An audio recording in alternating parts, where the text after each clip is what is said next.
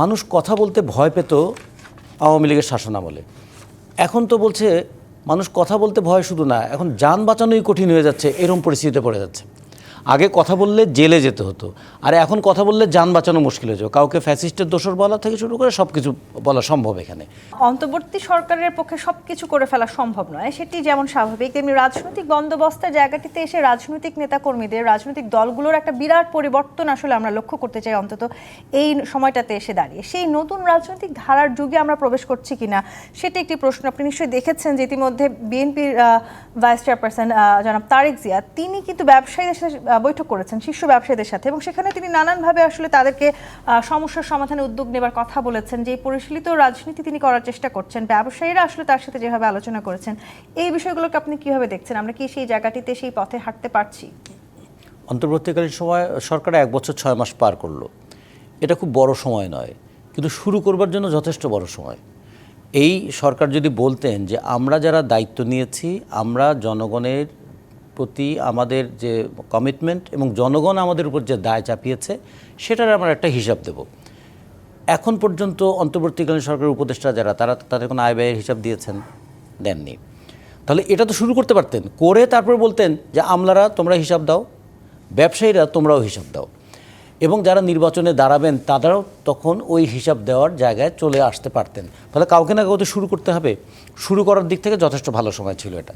তো নতুন এবং ফিরে আসা গ্রাহকদের জন্য নগদে চলছে ক্যাশব্যাক সহ প্রতিদিন হাজারো উপহার জেতার সুযোগ। হবে আশা আর ফেরা, সারপ্রাইজ সেরা। 2 নম্বর, আমি যদি রাজনৈতিক সংস্কৃতির কথাটা, মানুষ কথা বলতে ভয় পেত আওয়ামী লীগের শাসনামলে। এখন তো বলছে মানুষ কথা বলতে ভয় শুধু না, এখন যান বাঁচানোই কঠিন হয়ে যাচ্ছে, এরকম পরিস্থিতিতে পড়ে যাচ্ছে। আগে কথা বললে জেলে যেতে হতো, আর এখন কথা বললে যান বাঁচানো মুশকিল হয়ে যাবে। কাউকে ফ্যাসিস্টের দোসর বলা থেকে শুরু করে সব কিছু বলা সম্ভব এখানে। তাহলে এই জায়গাটায় সরকার কেন একটা নিয়ন্ত্রণ আরোপ করতে পারলেন না? 3 নম্বর যদি বলি যে পুলিশ এবং প্রশাসন, তাদেরকে শুধু একটা কথাই বলছি, দে আর ট্রমাটাইজড।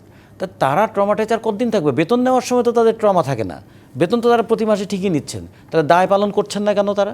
আচ্ছা, তারপরে ব্যবসায়ীদের কথা যদি বলি, আচ্ছা সমস্ত জিনিসের আন্তর্জাতিক বাজারে দাম কমলেও বাংলাদেশে সেটা বাড়ে কেন? সেটা জবাবদিহিতে কি কখনো তারা করেছে? তারা করতে চেয়েছে? এবং এই ক্ষেত্রে সরকার কি কোনো ভূমিকা পালন করে ব্যর্থ হয়েছে, নাকি সরকার ভূমিকা পালন করেই নাই? এই প্রশ্নটা আমাদের দেখতে হবে। সরকার একটা ফিসাবিলিল্লাহ সরকার হয়ে গিয়েছিল, যেমন আছে চলতে থাকুক, এবং তারা শুধু স্বপ্ন দেখতেন দেশের জনগণ নাকি তাদেরকে 50 বছর রাখতে চায়। আমরা এরকম বলেছিলাম, ভাই আপনার বয়স এখন 85 বছর, 50 বছর পরে আপনার বয়স হবে 135 বছর, আপনি কেমন করে ভাবতে পারেন আপনাকে 50 বছরের কথা ভাবতে পারেন? নির্বাচনের কথা বারবার বলেছেন। এবং এইটাও দেখুন, এখন যখন নির্বাচনের তফসিল ঘোষণা করলেন তারা, সবাই মনে করেছেন মন থেকে করেননি, বাধ্য হয়ে করেছেন। এই যে একটা ধারণা গোটা দেশের মানুষের মধ্যে ছড়িয়ে গেল, যেটা শামীম ভাই বললেন যে একটা নির্বাচন ছাড়া সুষ্ঠুভাবে ক্ষমতা হস্তান্তরের আর কোনো পথ এখানে নাই। আমরা কি আর একটা অভ্যুত্থানের অপেক্ষায় থাকবো, নাকি একটা নির্বাচনের মধ্য দিয়ে ক্ষমতা হস্তান্তর করব? এই জায়গাটা বারবার বলা সত্ত্বেও তারা কিন্তু এই জায়গাটা খুব বেশি মনোযোগ দেন নাই। ফলে আমরা যদি মনে করি অর্থনৈতিক ক্ষেত্রে, রাজনৈতিক ক্ষেত্রে, সাংস্কৃতিক ক্ষেত্রে শুরু করবার জন্য 16 মাস কিন্তু যথেষ্ট সময় ছিল, এবং তারা একটা গুড স্টার্ট করতে পারতেন, সেটা তারা করেননি। এই ব্যর্থতা তাদের আছে, এটাকে আমরা ব্যর্থতা বলবো না অপরাধ বলবো, ভবিষ্যতে এটা আমাদের বিচার করতে হবে। এখন যে প্রশ্নটা খুব গুরুত্বপূর্ণ, আগামী নির্বাচনটা যেন সুষ্ঠু হয়, অবাধ হয়, গ্রহণযোগ্য হয়, সেই ব্যাপারে তারা যেন একটা ভূমিকা পালন করেন। এবং আমরা এটাও দেখতে চাইব, অতীতের যে দুর্বৃত্তের যে চিহ্নটা, দুর্বৃত্তপনার যে চিন্তা ছিল, আমরা ডেমোক্রেটাইজেশন অফ পলিটিক্স করতে চেয়েছিলাম, তারা দুর্বৃত্তায়ন করেছে রাজনীতির, সেইখান থেকে আবার গণতন্ত্রায়নের পথে আসার জায়গাটা তৈরি করবেন কিনা, এইটার উপর নির্ভর করবে বাংলাদেশের ভবিষ্যৎটা কোন দিকে যাবে।